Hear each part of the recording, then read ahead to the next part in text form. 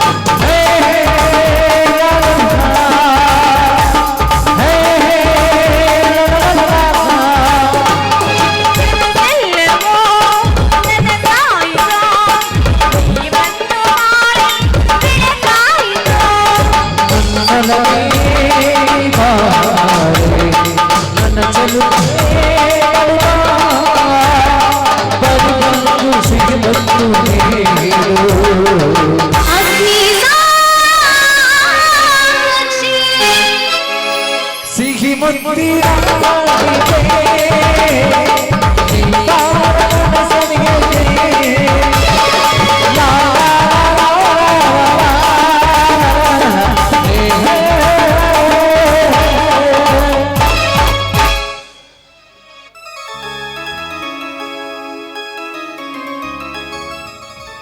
ಹಾ ಏನ್ರಿ, ಹಾಗೆ ನಾನು ನಿಮಗೆ ಇನ್ನೊಂದು ಮಾತು ಕೇಳಬೇಕಿತ್ತು. ಈ ಊರಿನಲ್ಲಿ ನ್ಯಾಯವಂತ ಅನ್ಸಿಕೊಂಡು ಗುಣಂತಪ್ಪನವರು ಇದಾರಲ್ಲ, ಅವರು ಮಾತೆತ್ತಿದ್ರೆ ಸಾಕು, ನೀವು ಬಡವರಲ್ಲಪ್ಪ, ನೀವು ಶ್ರೀಮಂತರು, ಜೀವನದಲ್ಲಿ ಕಷ್ಟಪಡಬಾರ್ದು ಅಂತ ನಿಮಗೆ ಮಾತಿಗೊಮ್ಮೆ ಅಂತಾರಲ್ರಿ ಅವರು. ಯಾಕೆ ಹಾಗಂತಾರೆ?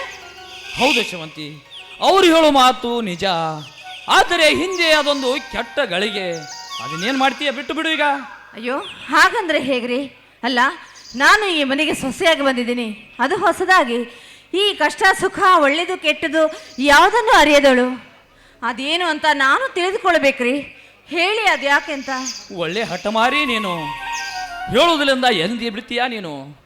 ನೋಡು ಶಿವಂತಿ, 20 ವರ್ಷಗಳ ಹಿಂದೆ ನಮ್ಮದೊಂದು ದೊಡ್ಡ ಸಂಸಾರ. ಆದರೆ ಏನು ಮಾಡುವುದು? ಅದೊಂದು ಕೆಟ್ಟ ಗಳಿಗೆ ಆಗಿದೆ.